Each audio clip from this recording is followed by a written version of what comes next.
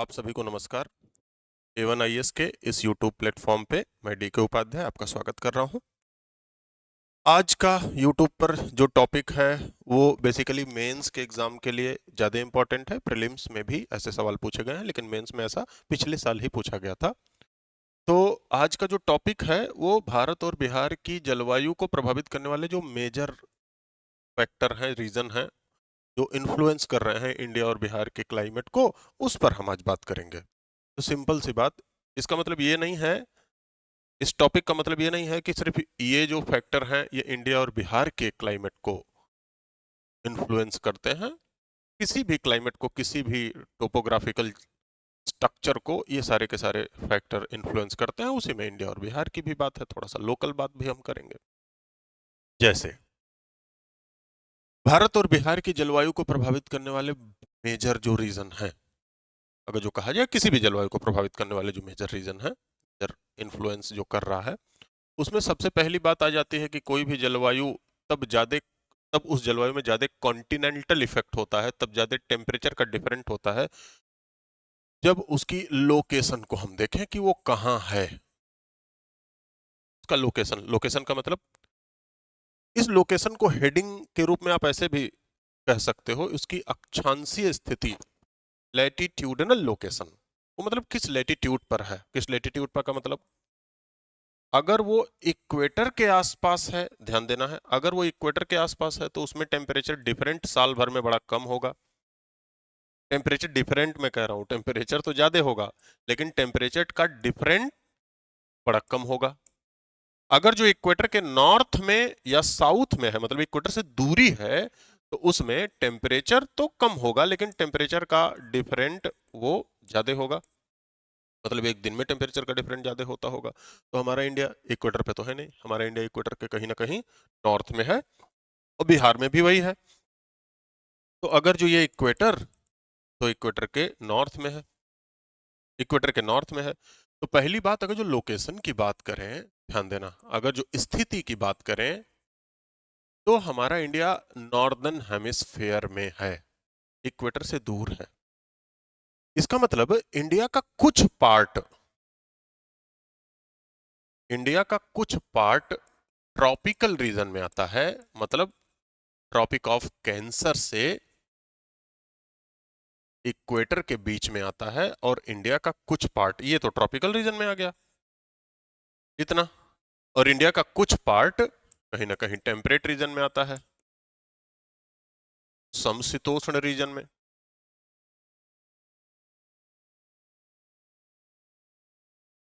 तो पहला, भारत या बिहार हो, उसकी जलवायु को प्रभावित करने वाले पहला जो कारक है, जो लोकेशन हम कह रहे हैं, स्थिति जो हम कह रहे हैं, वो ज्योग्राफिकल लोकेशन कह सकते हो या लैटिट्यूडनल लोकेशन कह सकते हैं। तो हम उत्तरी गोलार्ध में हैं, इक्वेटर के नॉर्थ में हैं। हमारा इंडिया का सदर्न पार्ट, पेनिनसुला, लगभग लगभग पूरा पेनिनसुला पार्ट, ये कहीं ना कहीं ट्रॉपिकल रीजन में आ जाता है, और पेनिनसुला के नॉर्थ में जो गेंगेटिक प्लेन है, जिसमें हमारा बिहार भी शामिल है, ये कहीं ना कहीं टेम्परेट जोन में भी आ जाता है, टेम्परेट रीजन में भी आ जाता है। तो इसके कारण भी हमारे यहाँ टेम्परेचर डिफरेंट अधिक होता है, इसी के कारण टेम्परेचर डिफरेंट अधिक होता है। ठीक है, तो मतलब दोनों क्लाइमेट इंडिया में पाई जा रही हैं, और दोनों क्लाइमेट पाई जा रही हैं, तो इसका मतलब बिहार में भी ये दोनों क्लाइमेट, सदर्न बिहार वाला रीजन और नॉर्दर्न बिहार वाला रीजन, दोनों क्लाइमेट पाई जाती हैं। तो पहला तो अगर जो कह दोगे अक्षांशीय स्थिति, लैटिट्यूडनल लोकेशन, तो उसकी बात हम कर लेंगे, पहला हो गया जलवायु को प्रभावित करने वाले कारकों में। फिर से दूसरा, जलवायु को प्रभावित करने वाले दूसरे कारक, रिलीफ, या इसी को कहते हैं टोपोग्राफी। रिलीफ या टोपोग्राफी। अब इंडिया की टोपोग्राफी कैसे प्रभावित करती है, इंडिया की टोपोग्राफी कैसे, टोपोग्राफी में क्या आप और हेडिंग कर सकते हो, माउंटेन रीजन, जो भी आप कर दो। इंडिया की टोपोग्राफी, इंडिया में सिमिलर या होमोजीनियस नहीं है, दुनिया भर की टोपोग्राफी है। इंडिया में दुनिया भर की टोपोग्राफी है। कैसे देखो, इसलिए मैप लगा लिया गया है कि आसान रहे, समय कम लगे वीडियो में। टोपोग्राफी, पहला हम नॉर्थ से शुरू करें, अगर जो टोपोग्राफी के मामले में क्या क्या इफेक्ट कर रहा है, क्या क्या इन्फ्लुएंस कर रहा है हमारे क्लाइमेट पे। पहला तो सबसे बड़ा इन्फ्लुएंस करने वाला ये रीजन है, टोपोग्राफी में ये पूरा हिमालय है, ये तो जबरदस्त इन्फ्लुएंस करता है हमारे क्लाइमेट को। तो पहला टोपोग्राफी में अगर जो हम बात करें तो इन्फ्लुएंस कर रहा है, इन्फ्लुएंस क्या, पहला तो हिमालय, हिमालय क्या इन्फ्लुएंस कर रहा है, हिमालय क्या इन्फ्लुएंस कर रहा है, हिमालय क्या करता है बेटा, हिमालय ठंडक के समय, विंटर सीजन में सेंट्रल एशिया से हवाएं आती हैं, ठंडी हवा, तो हिमालय इसे ब्लॉक कर देता है। ध्यान से पॉइंट समझना। तो पहले पॉइंट में हम क्या करेंगे, Himalaya block the cool wind from central Asia, Himalaya block करता है, ये टोपोग्राफी में ध्यान रखना, टोपोग्राफी की बात हम कर रहे हैं। टोपोग्राफी में या रिलीफ में पहला हिमालय, पहला हिमालय, और हिमालय क्या करता है, इधर से सेंट्रल, ये हिमालय है, और सेंट्रल एशिया से जो कूल विंड आती है वो इसे ब्लॉक कर देता है। और जब इसे ब्लॉक करता है तो नॉर्दर्न, नॉर्थ का इंडिया जो है, जहां बिहार है, अब ये सारी बातें बिहार में भी लिख सकते हो, वही बात, हिमालय बिहार में है, हिमालय बिहार में है, जो हिमालय बिहार में है तो सेंट्रल एशिया से आने वाली विंड को, सेंट्रल एशिया से आने वाली विंड को ये ब्लॉक कर दिया। इसीलिए ठंडक के समय उतना ज्यादा कम टेम्परेचर हमारे यहाँ नहीं होता, 10-12 के आसपास एवरेज रहता है, नहीं तो 0 डिग्री भी हो सकता। तो पहला तो हिमालय ये, फिर से दूसरा, दूसरा बेटा इसी ठंडक के समय ही, तो पहला हम लिख दिए, ब्लॉक कर दिया, ब्लॉक द कूल विंड या air mass from central Asia in winter, फिर से विंटर में ही, विंटर में ही क्या किया फिर, ये हिमालय, विंटर में यही हिमालय इधर से पाकिस्तान वगैरह रीजन से, ईरान से, इधर से आती है westerly wind, westerly wind, winter season में ही पाकिस्तान, ईरान से आने वाली वेस्टर्ली विंड को भी ठंडक में ये हिमालय ब्लॉक कर देता है। तो ये भी block the westerlies in winter, Himalaya block कर दिया वेस्टर्ली को। और फिर ये क्या करते हैं, ये वेस्टर्न डिस्टरबेंस का कारण बनती हैं,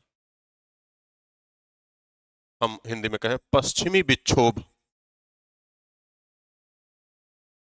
मतलब ठंडक के समय जो बारिश होती है, आप देखते होंगे आजकल कुछ समय पहले मौसम खराब हुआ है, ठंडक के समय का मतलब दिसंबर से मार्च के महीने में ये हिमालय इस वेस्टर्ली विंड को ब्लॉक कर देता है।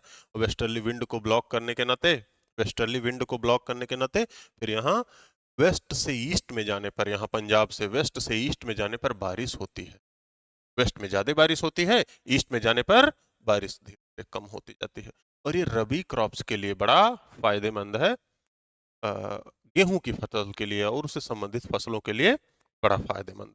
दूसरा बात हो गया, तीसरा फिर क्या करता है, ध्यान देना है, पहला हिमालय का रोल, दूसरा हिमालय का रोल है ना जलवायु को प्रभावित करने में, तीसरा टोपोग्राफी हम कर रहे हैं, टोपोग्राफी में पहला हेडिंग हिमालय, फिर तीसरा समर सीजन में यहां से साउथ वेस्ट ट्रेड विंड जाती है, इन साउथ वेस्ट ट्रेड को भी ब्लॉक किया और ओरोजेनिक रेन लाया। तीसरा, इन्हें भी ब्लॉक किया ऑफ साउथ वेस्ट ट्रेड, दक्षिणी पश्चिमी व्यापारिक पवन को ब्लॉक करता है, और ब्लॉक करने के बाद ओरोजेनिक रेन होता है, ओरोजेनिक रेन कराया या मॉनसूनी रेन, तो देखो क्लाइमेट को ह्यूमिडिटी अधिक कर देता है। तो हिमालय का सदर्न रीजन, हिमालय का सदर्न रीजन ये वेट होता है, ह्यूमिड होता है, नॉर्दर्न रीजन इसीलिए रेन शेडो रीजन में आ जाता है। तो टोपोग्राफी में पहला तो हिमालय, पहला तो हिमालय आपका इन्फ्लुएंस किया, दूसरा फिर क्या इसमें हो सकता है, ध्यान से समझिए, दूसरा इसमें क्या हो सकता है बेटा,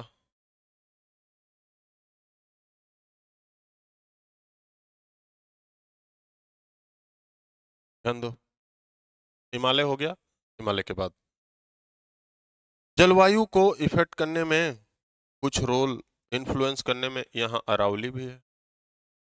अब अरावली के नाते, ये अरावली, अरावली, अरावली क्या करता है, अरावली इंडिया के नॉर्दर्न क्लाइमेट को ही दो भागों में, इसे क्लाइमेट डिवाइडिंग रेंज भी कहते हैं। इसके ईस्ट में गेंगेटिक प्लेन है, इसके वेस्ट में थार डेजर्ट है, इसके ईस्ट में हरा भरा मैदान, इसके ईस्ट में गंगा का मैदान, खूब खेती बाड़ी, खूब ह्यूमन पॉपुलेशन डेंसिटी, इसके वेस्ट में कुछ नहीं, थार डेजर्ट, है ना। तो अरावली भी इन्फ्लुएंस कर रहा है। अरावली कैसे इन्फ्लुएंस कर रहा है? क्लाइमेट डिवाइड कर रहा है। अरावली का लोकेशन राजस्थान में बारिश कम होने का सबसे बड़ा रीजन है। वेस्टर्न इंडिया में बारिश कम होती है और इसका सबसे बड़ा रीजन अरावली, अरावली पैरेलल है इसके साउथ वेस्ट ट्रेड जो जाती है पंजाब हरियाणा की ओर, उसके पैरेलल अरावली पड़ जाता है, मतलब उसे रोक नहीं पाता। तो अरावली की लोग, फिर अरावली की लोकेशन के बाद फिर कुछ और टोपोग्राफी है जो इन्फ्लुएंस करे। यहां से ऐसे वेस्टर्न घाट है, यहाँ नीलगिरी, अन्नामलाई और कार्डमम, ये रिलीफ। तो जब साउथ वेस्ट ट्रेड विंड जाती है बेटा, साउथ वेस्ट ट्रेड विंड, फिर से और location, western Ghat mountain, western Ghat mountain and eastern Ghat mountain. Western Ghat mountain क्या करता है? समर में, समर में यहाँ साउथ वेस्ट ट्रेड विंड को ब्लॉक किया, तो वेस्टर्न घाट माउंटेन समर में ब्लॉक कर देता है साउथ वेस्ट ट्रेड को और मॉनसूनी रेन कराता है, मॉनसूनी रेन कराता है। वेस्टर्न घाट प्लेन में मॉनसूनी रेन कराता है। तो ये फिर आप अगला फैक्टर लिख सकते हैं, अगला इन्फ्लुएंस लिख सकते हैं। ईस्टर्न घाट माउंटेन क्या करता है? विंटर में जब मॉनसून लौटती है तो फिर ये ब्लॉक किया और तमिलनाडु और साउथ आंध्रा में बारिश कराया, तमिलनाडु और साउथ आंध्रा में बारिश कराया। तो फिर ईस्टर्न घाट माउंटेन ये क्या करता है? नॉर्थ ईस्ट ट्रेड को, नॉर्थ ईस्ट इधर से गई, देखो इधर से गई तो ये साउथ वेस्ट, उधर से आई विंड तो ये नॉर्थ ईस्ट, तो विंटर में उधर से लौटने लगती है अक्टूबर नवंबर दिसंबर में। तो नॉर्थ ईस्ट ट्रेड को यही ईस्टर्न घाट ब्लॉक किया और ब्लॉक करने के बाद कोरोमंडल कोस्ट पे रेनफॉल किया, विंटर रेनफॉल किया। तो जाने वाली मॉनसून से यहाँ बारिश हुई, आने वाली मॉनसून से फिर इधर बारिश हुई, तमिलनाडु और साउथ आंध्र। तो टोपोग्राफी, कितना सारा टोपोग्राफी है जो इन्फ्लुएंस कर रहा है। फिर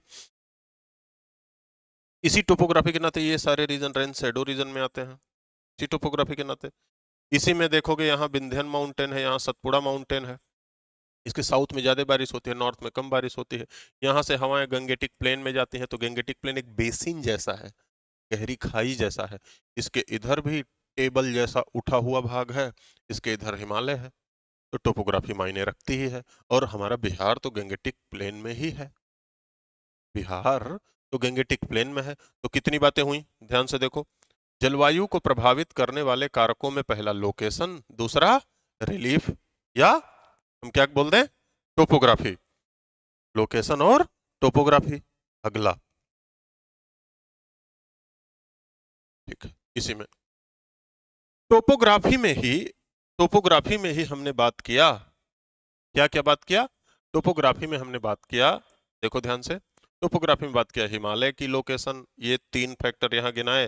फिर अरावली, वेस्टर्न घाट, ईस्टर्न घाट की लोकेशन। फिर टोपोग्राफी में ही हमें जान लेना चाहिए ध्यान से एल्टीट्यूड या हाइट,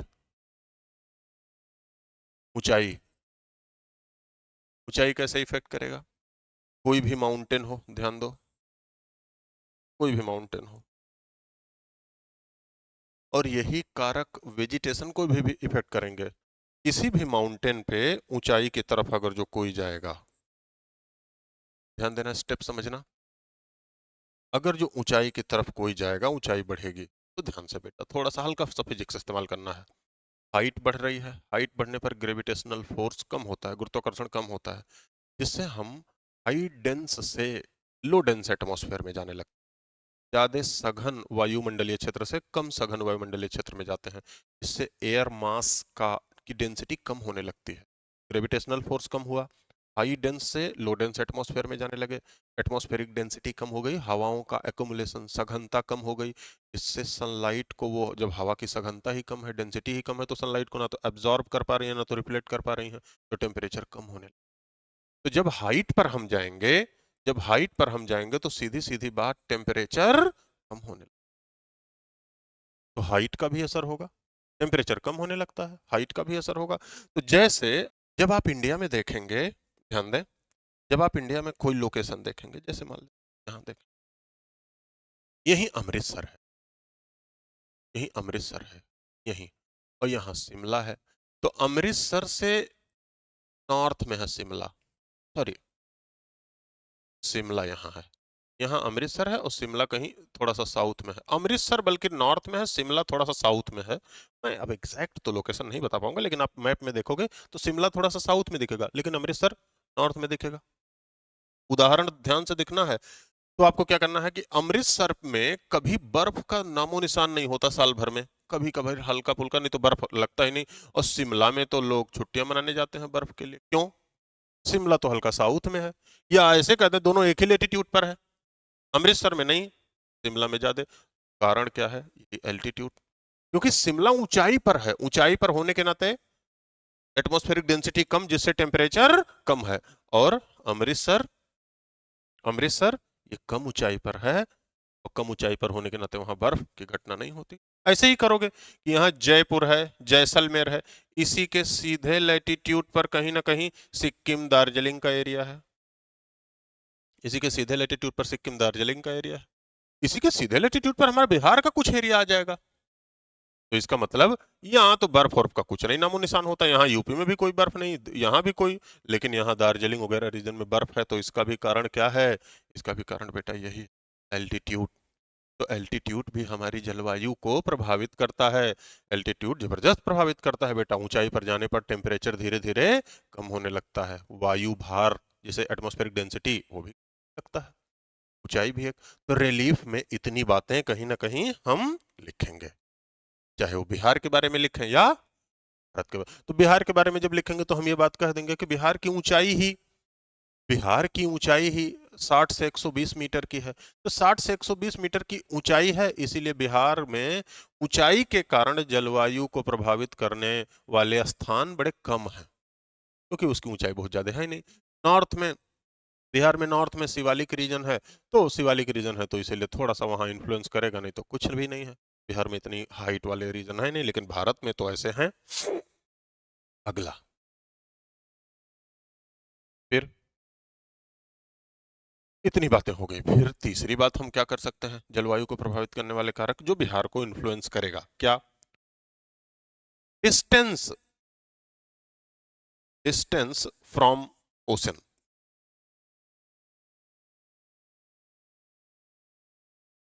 समुद्र से दूरी।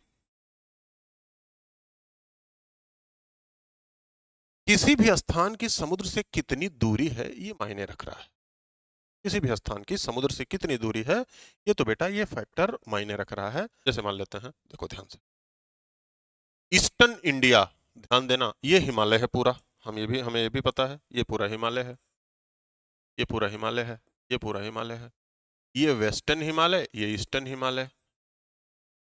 ईस्टर्न हिमालय का डिस्टेंस, ईस्टर्न हिमालय का डिस्टेंस समुद्र से कम, जबकि वेस्टर्न हिमालय का डिस्टेंस समुद्र से अधिक है। तो इसीलिए आप पाएंगे ईस्टर्न हिमालय में ह्यूमिडिटी, आर्द्रता, ईस्टर्न हिमालय में रेनफॉल, बारिश सब ज्यादा होता है। इवन ईस्टर्न हिमालय में कम ऊंचाई पर बर्फ मिलने लगते हैं, जिसे कहते हैं स्नो लाइन। क्यों? क्योंकि ह्यूमिडिटी वगैरह ज्यादा रहता है तो बर्फ जल्दी ही मिलने लगता है, मतलब कम ही ऊंचाई पर यहाँ बर्फ मिलेंगे, यहाँ थोड़ी ज्यादा ऊंचाई पर बर्फ मिलने, समुद्र से दूरी। ऐसे ही जब समुद्र से दूरी, डिस्टेंस, समुद्र से जितनी डिस्टेंस बढ़ती जाएगी, जैसे मान लेते हैं वेस्ट बंगाल सबसे किनारे है, इसके बाद झारखंड है, इसके बाद यहाँ बिहार है, इसके बाद यहाँ यूपी है, इसके बाद यहाँ दिल्ली है। तो समुद्र से जैसे जैसे दूरी बढ़ती जाएगी वैसे वैसे ह्यूमिडिटी कम होती जाएगी, वैसे वैसे टेम्परेचर का डिफरेंट ये वेरी करेगा। ज्यादा समुद्र से दूरी ज्यादा टेम्परेचर का डिफरेंट होगा उसे तो कहते हैं कॉन्टिनेंटल इफेक्ट। इसका ऐसे उदाहरण समझो, जैसे मुंबई में जो लोग रहते हैं कहते हैं कि ना तो ज्यादा गर्मी होती है ना तो ज्यादा ठंडी होती है। क्यों? क्योंकि समुद्र है, समुद्र जल्दी गर्म नहीं होता जल्दी ठंडा नहीं होता। कलकत्ता में जो लोग रहते हैं कहते हैं ना तो ज्यादा गर्मी होती ना तो ज्यादा ठंडी होती है, कारण समुद्र है। लेकिन जब समुद्र, क्यों? क्योंकि समुद्र जल्दी गर्म नहीं होगा जल्दी ठंडा नहीं होगा, किनारे जो लोग उसके रहेंगे बहुत ज्यादा ठंडी नहीं लगेगी बहुत ज्यादा गर्मी नहीं। लेकिन जब समुद्र से दूरी बढ़ेगी तो कॉन्टिनेंट जल्दी गर्म हो जाते हैं और जल्दी ठंडे हो जाते हैं। इसे आप ऐसे समझ सकते हो, कोई लोहे का फ्रेम है उसमें शीशा लगा है, ध्यान से समझना। कोई लोहे का फ्रेम है, उस अब उस शीशे से सनलाइट आ रही है, तो सनलाइट आ रही है तो शीशा जल्दी गर्म नहीं होगा, उसके लोहे का फ्रेम जो लगा है वो जल्दी गर्म हो जाएगा। उससे ज्यादा गर्म होगा शीशे से, लेकिन सनलाइट उतना ही दोनों को मिल रहा है। क्यों? शीशा परमेबल है, पारदर्शी है, उससे सनलाइट निकल जा रही है। सनलाइट निकल जा रही है, लोहे से नहीं निकल, तो लोहा जल्दी गर्म हो जाए। रात में देखोगे तो लोहा जल्दी ठंडा हो जाएगा, ज्यादा ठंडा रहेगा शीशे की तुलना में। वही बात ऐसे ही समझो कि शीशा क्या है? सागर है। पानी, पानी परमेबल है, पारदर्शी है, सनलाइट पार हो जाती है। स्थल ऐसा नहीं है, तो स्थल जल्दी गर्म और जल्दी ठंडा होता है। तो समुद्र से दूरी बढ़ने पर टेम्परेचर का डिफरेंट भी बढ़ेगा, ह्यूमिडिटी भी धीरे धीरे कम होगी, बारिश भी धीरे धीरे कम होगी समुद्र से दूरी बढ़ने पर। इसका मतलब, इसका मतलब अगर जो हम समुद्र से दूरी बढ़ा रहे हैं, अगर जो हम वेस्ट बंगाल से, अगर हम वेस्ट बंगाल से झारखंड, वेस्ट बंगाल से उत्तर प्रदेश, दिल्ली की तरफ जा रहे हैं, तो बेटा इसमें आपका ह्यूमिडिटी भी कम होगा और टेम्परेचर का डिफरेंट भी बढ़ेगा। इसीलिए तो देखोगे वेस्ट बंगाल में सबसे अधिक बारिश, उससे कम बारिश झारखंड में, उससे कम बारिश बिहार में, उससे कम उत्तर प्रदेश में, दिल्ली राजस्थान में सूखा। समुद्र से दूरी बढ़ रही है। अब ये मत कहना यहाँ से दूरी बढ़ रही है, यहाँ से भी दूरी है, लेकिन यहाँ अरावली पैरेलल है, मैंने पहले ही बताया। ठीक है, तो जलवायु को प्रभावित करने वाले कारकों में एक कारक ये भी है, समुद्र से कितनी दूरी पर है। तो समुद्र से दूरी पर हमारा बिहार के बारे में कहा जाए तो बिहार भी समुद्र से दूरी पर है। बिहार में भी, बिहार में भी अगर जो बात की जाए बेटा, तो ध्यान दो, बिहार में भी अगर जो बात किया जाए तो कुछ लोकेशन बिहार की, कुछ लोकेशन बिहार की, चलो मैप मैं लगाया बिहार का, कोई बात नहीं, मैं ये बता दे रहा हूँ। कुछ लोकेशन बिहार की, जो कुछ लोकेशन है,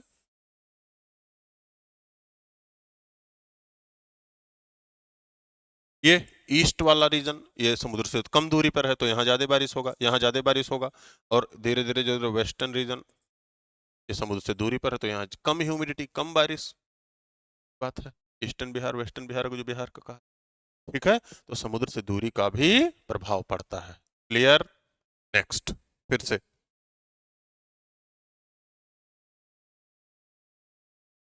विंड, अगला अफेक्टिंग क्या क्या इन्फ्लुएंस कर रहा है, क्या क्या इन्फ्लुएंस कर रहा है भाई, देखते हैं। तो इसमें विंड या एयर मास, इसमें भी कई हेडिंग आपको बताया है, विंड या एयर मास। तो कौन कौन सी एयर मास यहाँ चलती है?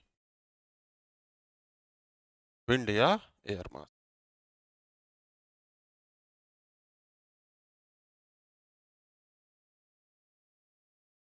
वायु या वायु राशियां,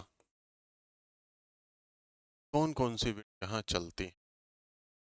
तो पहला, गर्मी में दक्षिण पश्चिम ट्रेड,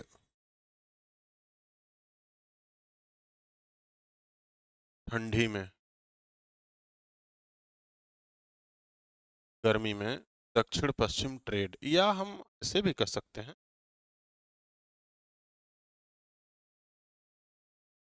गर्मी में दक्षिण पश्चिम ट्रेड को ऐसे कहा जाए कि गर्मी में दो, गर्मी में अप्रैल मई जून, अप्रैल मई जून में चलती है लू, उत्तर भारत में, या कोई अलग अलग नाम है, काल बैसाखी भी कहते हैं, नॉर्वेस्टर भी जिसे कहते हैं। लू चलती है, लोकल विंड है, कुछ समय के लिए चलती है। फिर से, गर्मी में जुलाई अगस्त सितंबर में चलती है साउथ वेस्ट ट्रेड, ठंडी में, विंटर सीजन में, विंटर सीजन में वेस्टर्ली या ईस्टर्ली, पछुआ पश्चिमी पवन या पूर्वी पवन चलती है। अब इसका प्रभाव क्या क्या है ध्यान से देखो। इन सब ऐसे आपको फ्लो चार्ट बना के चीजों को लिखना होगा। गर्मी ठंडी इस तरीके से करोगे तो याद रहेगा। उत्तर भारत में बेसिकली राजस्थान से लेकर मध्य प्रदेश, उत्तर प्रदेश, बिहार में मैदानों में, गंगा के मैदानों में, ये आपको लिखना है। बिहार को ज्यादा प्रभावित करेगा। लू क्या करता है? लू बेटा टेम्परेचर बढ़ा देता है।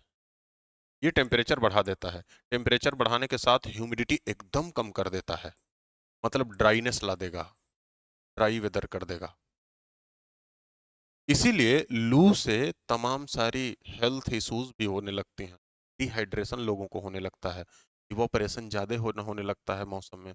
इसीलिए देखते हैं हीट वेव चलता है। टेम्परेचर ज्यादा, ह्यूमिडिटी है ही नहीं इस मौसम में। ठीक है, तमाम सारी हेल्थ इश्यूज भी। आपको हेल्थ इशू नहीं लिखना है जो क्लाइमेट के बारे में पूछे, लेकिन बस आपको इतना लिखना है कि ये तापमान अधिक और आर्द्रता कम कर देता है, जिससे मौसम में शुष्कता अधिक हो जाती है। तमाम सारी स्वास्थ्य समस्याएं भी उत्पन्न होने लगती है, जिसे हीट वेव कहते हैं। फिर से इसमें जुलाई से सितंबर में साउथ वेस्ट ट्रेड है। अब ये साउथ वेस्ट ट्रेड क्या कहता है? ये टेम्परेचर बढ़ाएगा, लेकिन उसके साथ साथ ह्यूमिडिटी भी बढ़ा देगा। टेम्परेचर बढ़ रहा है, ह्यूमिडिटी बढ़ा देगा। टेम्परेचर बढ़ा तो हवाओं में नमी ज्यादा होने लगती है, और जब हवाओं में नमी ज्यादा होने लगती है तो लोगों को परेशानी होने लगती है। क्यों बेटा? ध्यान से समझना। आप केमिस्ट्री वगैरह पढ़े होगे हल्का सा। अगर जो वाटर वेपर एटमॉस्फेयर में ज्यादा होने लगता है, तो जो डेंस गैसेज हैं उनकी संख्या कम होने लगती है, तो तमाम बीमारियां आने लगती हैं, और फिर वायरल बैक्टीरियल इन्फेक्शन ज्यादा होने लगता है। और ये क्लाइमेट को जबरदस्त इफेक्ट कर रहा है। ह्यूमिडिटी है, बारिश होने वाला सीजन। फिर इसमें वेस्टर्ली विंड विंटर में चलने लगी। वेस्टर्ली विंड विंटर में चलने लगी तो ये ह्यूमिडिटी बढ़ाएगी साथ, लेकिन टेम्परेचर कम कर देगी और बारिश होने लगेगा। बारिश होने लगेगा, ह्यूमिडिटी बढ़ाएगी, टेम्परेचर कम करने लगेगी। यही हाल ईस्टर्ली विंड का होता है। दोनों साथ में मिलकर फ्रंट फ्रंट बनाती हैं या टेम्परेट साइक्लोन लाती हैं। ठंडक के महीने में टेम्परेट साइक्लोन लाती हैं। ये भी आपका इफेक्ट करता है ये क्लाइमेट को।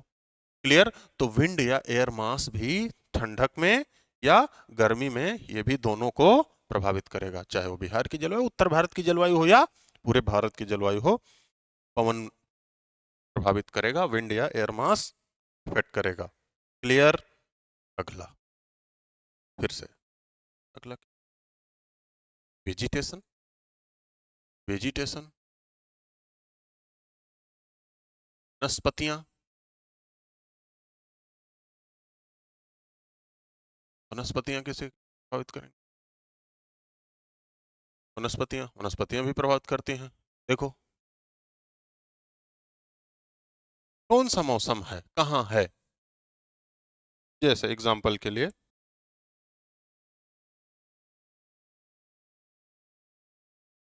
जैसे एग्जाम्पल के लिए ध्यान से, जहाँ डेंस वेजिटेशन होगा। डेंस वेजिटेशन का मतलब ईस्टर्न, जहाँ ज्यादा बारिश हो रही होगी। ये हिमालय का रीजन, वेस्टर्न घाट का रीजन, ईस्टर्न घाट का रीजन, केरला वाला रीजन, लक्षद्वीप वाला रीजन, ये अंडमान निकोबार का रीजन, जहाँ डेंस वेजिटेशन होगा। डेंस वेजिटेशन में मौसम भी सुहाना होता है। टेम्परेचर का डिफरेंट बहुत ज्यादा नहीं होता। ह्यूमिडिटी रहेगी लेकिन टेम्परेचर का डिफरेंट ज्यादा नहीं रहेगा। बारिश यहाँ होती रहती है। बारिश यहाँ होती रहती है, आपको ध्यान देना है ना? बारिश यहाँ होती रहती है। इसका मतलब डेंस वेजिटेशन वाले रीजन में टेम्परेचर ज्यादा भी हो तो ह्यूमिडिटी अधिक रहेगा, और कम डेंस जहां वेजिटेशन होगा, जहां वेजिटेशन नहीं होगा। इसका मतलब जहां वेजिटेशन ज्यादा है वहां टेम्परेचर ज्यादा भी हो तो ह्यूमिडिटी, आर्द्रता ज्यादा ही रहेगी। और जहां वेजिटेशन कम है, कम है वेजिटेशन, है ही नहीं, कम है वेजिटेशन, कम है वेजिटेशन, जहां वेजिटेशन कम है, जहां वेजिटेशन कम होगा वहां अगर जो टेम्परेचर ज्यादा होगा तो वहां ह्यूमिडिटी ह्यूमिडिटी कम होती, इसलिए तो यहाँ वेजिटेशन नहीं है। ठीक है, तो जहां वेजिटेशन ज्यादा वहां ह्यूमिडिटी और टेम्परेचर का असर ज्यादा होगा, मतलब ज्यादा होगा, ह्यूमिडिटी भी ज्यादा होगा, टेम्परेचर कोई दिक्कत नहीं। जहां वेजिटेशन कम, थार डेजर्ट, वेस्ट राजस्थान, ये कच्छ, रन ऑफ कच्छ वाला रीजन, ये यहाँ वेजिटेशन कम है, ब्लैक स्केच से इसे इंडिकेट किया हूँ तो इसे भी कर दें, तो यहाँ वेजिटेशन कम, वहाँ ड्राइनेस ज्यादा, एरिडनेस ज्यादा, शुष्कता ज्यादा।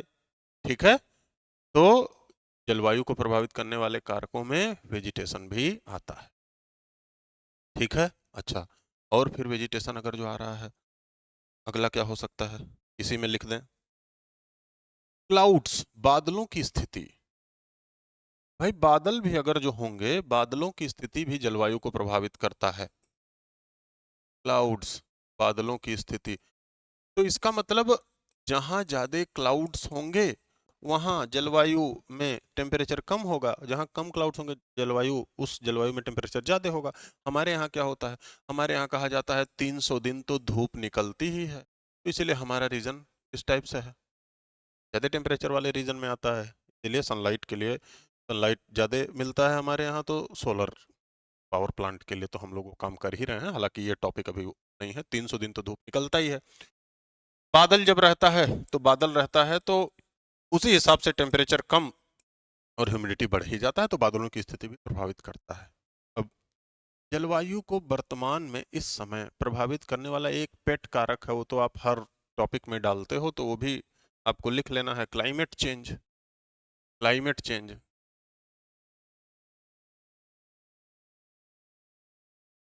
आपको ये तो डाल ही लेना कि भाई शुरू से लेकर अभी तक जलवायु परिवर्तन ज्यादा हुआ है, जलवायु परिवर्तन के नाते ग्लोबल वार्मिंग, ग्लोबल वार्मिंग ज्यादा हो रहा है, ग्लोबल वार्मिंग ज्यादा हो रहा है,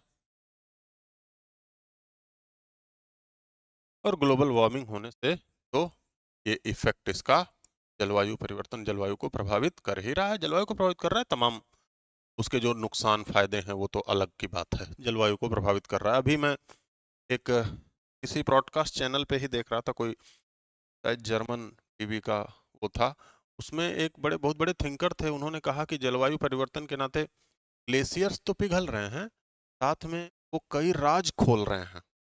जैसे अभी आपने अगर जो आप देखोगे, शायद DW करके कुछ है, जर्मन पब्लिक ब्रॉडकास्ट टीवी है, उसमें बता रहा था कि रॉकी पर्वत पे अचानक बर्फ हटने से चीर, देवदार, इन सबों के पौधों की लकड़ियां मिली हैं जो 5000 साल पहले की हैं, और इतनी ऊंचाई पर मिली हैं जितनी ऊंचाई पर अब फॉरेस्ट नहीं है। तो अलग अलग लोगों का थॉट्स है, लेकिन जलवायु का परिवर्तन कहीं ना कहीं ये ग्लोबल वार्मिंग का कारण है, और ये इससे जलवायु परिवर्तन और जलवायु को प्रभावित तो करता ही है, हेल्थ को भी प्रभावित करता है, जलवायु को प्रभावित करता है। हालांकि यार अपने अपने विचार हैं कि जलवायु परिवर्तन से ये चीजें मिल रही हैं, ये चीजें फायदा हो रहा है, वो अलग। क्लियर?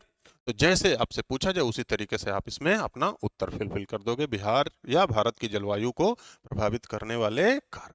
ये आपका क्वेश्चन पूरा हुआ। थैंक यू, फिर मिलते हैं।